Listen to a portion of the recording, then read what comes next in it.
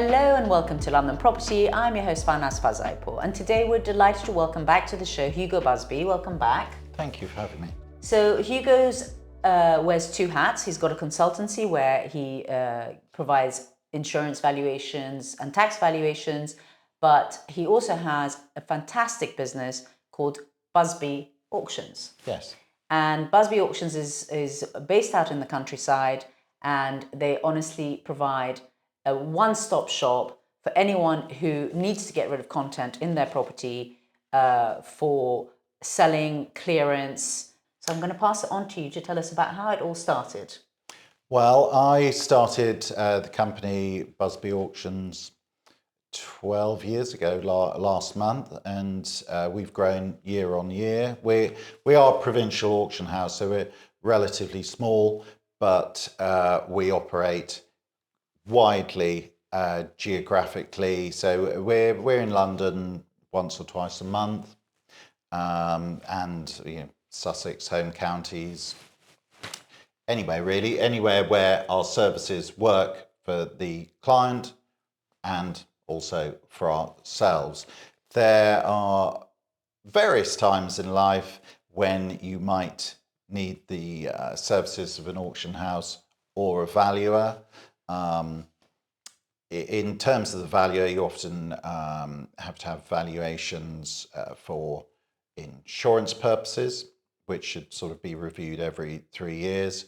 If a member of the family is to pass away, you have to report on inheritance tax, so you need to value the contents.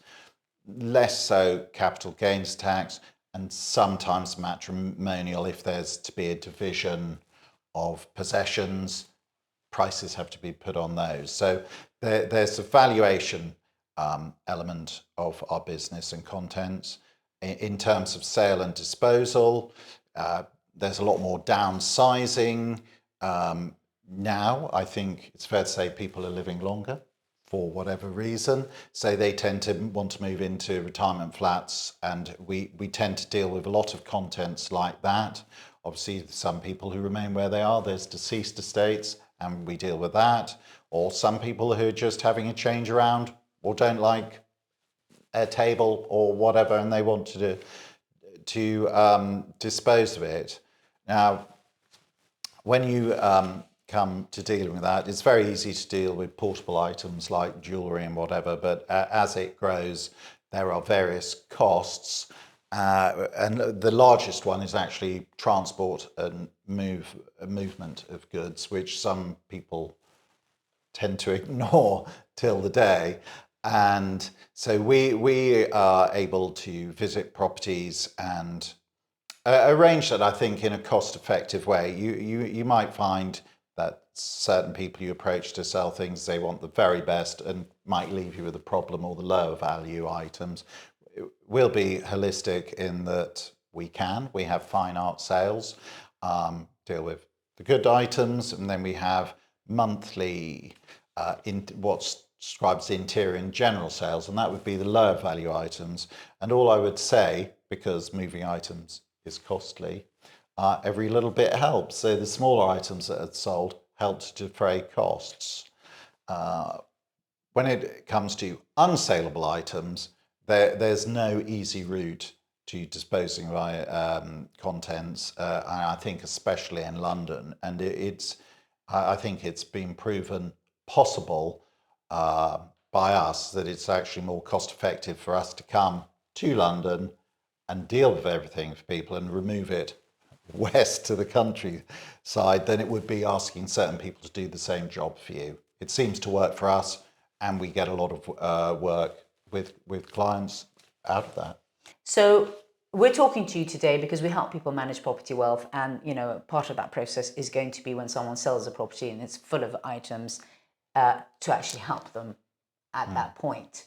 And what you're saying is that when different auction houses come in for different things, then the costs are escalating, and what you're going to gain from that sale is going to obviously diminish as well, because you're suddenly paying 3 or 4 different companies instead of one. Yes, it's a little like that because if they have to send a vehicle and they're only going away half full, you're going to be paying for that. And then you get somebody else who might have a half full vehicle to remove those items.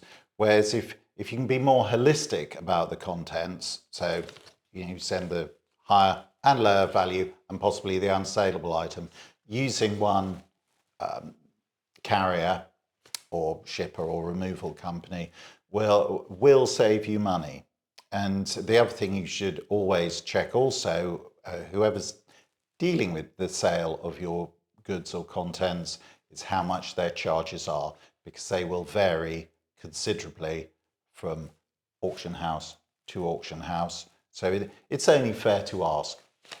And would you say that because you're actually out in the countryside where space is a lot more available, would you Yeah. say that you're finding that from London, people are actually sending the larger items out because of the storage problem that people might have in London?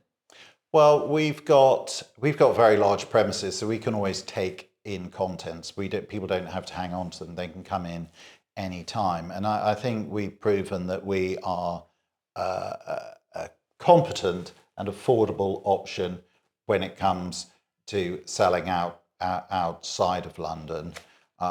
In terms of, I mean, we do have a self-storage facility business there. We can also store contents, and I would suggest that we are possibly a fraction of the costs in London. So depending on the circumstances, but it's the sort of thing we can help and discuss. And I'll frequently visit properties in London or outside of London, and just to decide what's the best way forward and what's the most cost effective. I'm very conscious of saving people money, and every little bit, even if it's lower value items which certain auction houses wouldn't look at, it just helps to defray the costs, even if it covers the cost of shipping, transport. Yeah. Rather than, because if they're not taken by an auction house, you then got to say, how do I get rid of this? And I should imagine some people that might offer that service, rather than saying you're giving something we could sell, they're probably going to charge you. And also, I think the costs of disposal are going to be much greater in London. And are you finding that, we're living in a world where, we're all becoming aware that a lot of waste comes from real estate. So are you noticing that people are much more driven to actually rehouse what they don't need and give it so that it can go to somebody else, either by way of a sale or that it's donated to somewhere? I mean, are you noticing a change in the market from where you are? I think there's a growing interest in what was generally described brown furniture. That's picking up. I mean, it's so cheap compared to modern furniture that there's a demand for that. And I think people have become increasingly imaginative about, well, I think it's a modern phrase, but repurposing the use of things. Whether if it's a wardrobe, they might buy it for the wood and turn it into shelves and whatever.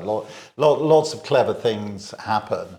It's a bit like church pews. We had some church pews the other day. So yes, I think people, once they become aware of what they can buy at auction, I think a lot of people are being steering themselves towards it. It's quite But because of satisfying. quality. But it's Yeah, also no, quite it's satisfying great that, fun. you're actually, first of all, a lot of times you get some really good things at auction for a fraction of the cost. And then, Yeah. as you say, if you repurpose them, you could paint them or do whatever with Yeah. them. So we are going in the direction of being more sustainable society. It has impacted your business. Well, you'd like to think that there's such need in Yeah. society. You'd like to think you're helping, because we've become very much a throwaway society, really, and it's awful. So if we can get it to an end user, Yeah. I think, and the customer gets some money as opposed to nothing, I think that's quite a good result for everyone. But I think also that transparency that you offer is comforting, because a lot of the time when people are emptying a house, it's quite a stressful situation. It's either followed a death or they're moving from somewhere that's been their home for decades and decades. So having someone there who's just saying, don't worry about it, it's not a problem, I can take care of all of this, is actually really comforting. We are actually very much a don't worry about it. I mean, we've done it so much. Yeah. We can just really deal with the whole process. Yeah, it is. We can just deal with it, and we do our best and try and make it as rewarding for them as possible. Yes, well, that's why you're here today, because I know that we've had rave reviews for two of the clients that you've taken care of for us. So thank you for that, and I think it's important for our listeners to know that it doesn't have to be daunting, and everything in your house can be removed by one company and then distributed from there, whether it's being sold, whether it's going to a different auction house. Yeah. You work with other auction houses as well. Yeah, no, I mean, I'm very happy to visit and discuss this is how I tend to present it, what I would do if I was them. Yeah. I can only tell them that. If they want to do something different, that's fine. But I would probably tell them the most cost-effective, simple and straightforward way of dealing with it. So what's been the most interesting thing that you have sold recently, if you were to think of something that you really found surprising to get and performed really, really well? Well, we had a stuffed wolf recently that that was unusual in that it's the first time we've seen that. I think a nice story was we were dealing with a very small property, and there was nothing of value, which can be the case. I mean, as we all know, the resale of certain goods, except there was one Chinese vase that was dated from about the grandparents had bought it in Shanghai in about 1930, and it is in a box. And when I say there's nothing of value apart from this, there really wasn't. And we managed to sell that for 50,000 for the family. So that was a nice surprise for everybody. Excellent. But you never know what's coming. You never know what's going to be in a box. I can guarantee if we're ever given a box of costume jewellery, Callum, who deals with jewellery, he'll always find something that's got a higher value than costume, whether it's gold. I mean, we had a bracelet again. We dealt with a clearance I call it a clearance disposal of the goods in the property. And in a box of some other things was a bracelet we sold for 5,000 that had been overlooked. So yes, it's important to choose the right people when you just hand everything over. When you're getting rid of things, obviously when you're in the auction world, then you're much better positioned to know that, okay, well, if you're selling a piano, go to piano auctions. If you're selling this, do that. So are there specialist auction houses that have kind of come up in recent years as a result of this recycling culture? There are auction houses, some that specialise in things like toys, that kind of thing, or sporting goods. They're very, sports memorabilia, football or anything like that. I mean, we have various specialisms. I suppose one of our main ones, which are often overlooked when people are clearing property, are clothes. We have a clothing sale, so vintage couture, certain labels, handbags, shoes. We've just had a large sale, and we've got another one coming up. I'm in London actually to look at a wardrobe today. So we have that specialism. We've got somebody who's very good at period jewellery. We have somebody who specialises in books, and I mean, most of the areas. Yeah. I think we cover competently, whether it's silver, furniture, paintings.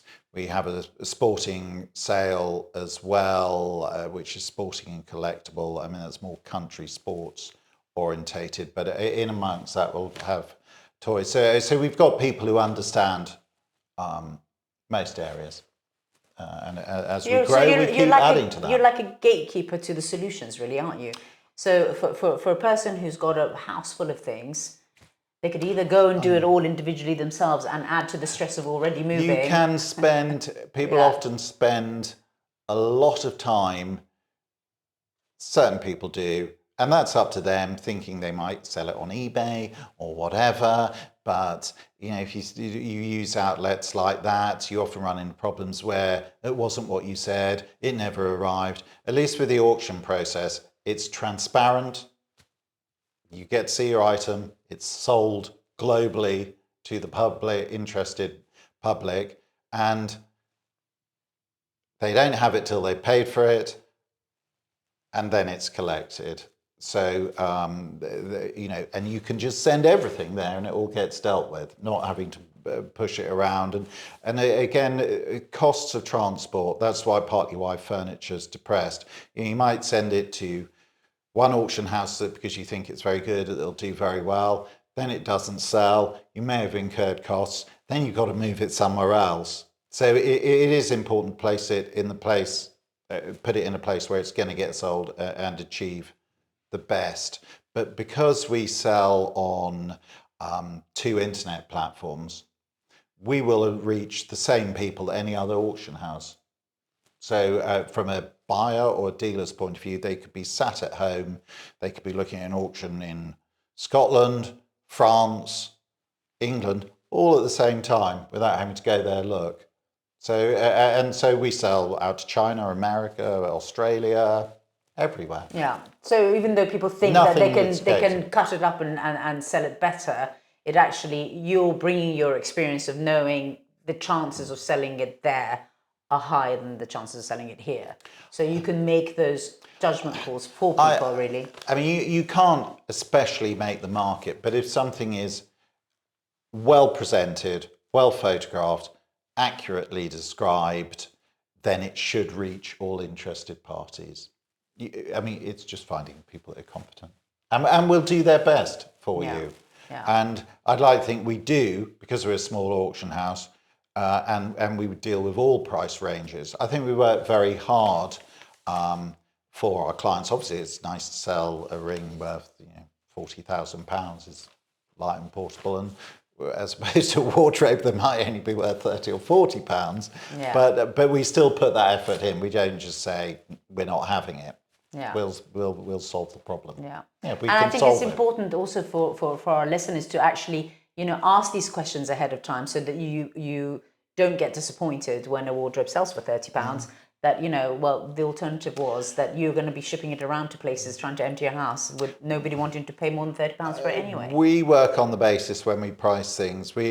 Some people might raise expectations. You might say, on that basis, I'm going to send it to you. Then it doesn't match the expectations. We try and be very realistic about prices. And if it does better on the day, and things have good days, bad days, then that's a bonus. That's a good result. I was only expecting that, but it sold for twice as much, rather than I was expecting that and it sold for half as much.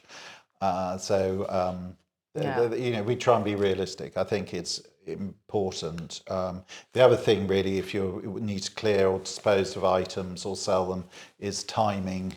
It's, for example, we can take anything in, but the people who move stuff can often be very, you can't say, I need it tomorrow. That's rare. We have done that for people. We've done it at the weekend, but yes. Time is a good thing. Yes, and just before we thank you and say goodbye to you, how many auctions do you hold in a year?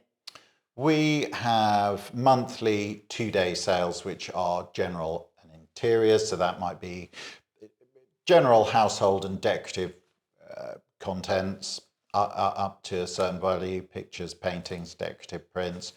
So we have a 2-day sale every month. Then we have 3 fine art sales, which obviously slightly different format and presentation. Then we have about 3 specialist sales: sporting, collectibles, clothing, books, manuscripts. And you work with the bigger London auction houses, so that if they've got something that's not selling with them, it comes to you. Yeah, we accept where we are in life, and so we might come in between the sort of I won't name them, but the larger ones, and there are things that they sadly maybe are not interested in, so we'll come and take care of that. And we're quite happy with that relationship, and sometimes you get some surprises and discoveries that may have been overlooked. Brilliant. Well, listen, thank you very much. As I say, you're So- here today because we've had rave reviews about your services and what you've done for people who have been members of our platform. So thank you for that, and we look forward to continue talking to you in the future. Okay. Well, thank you Thank very much. you.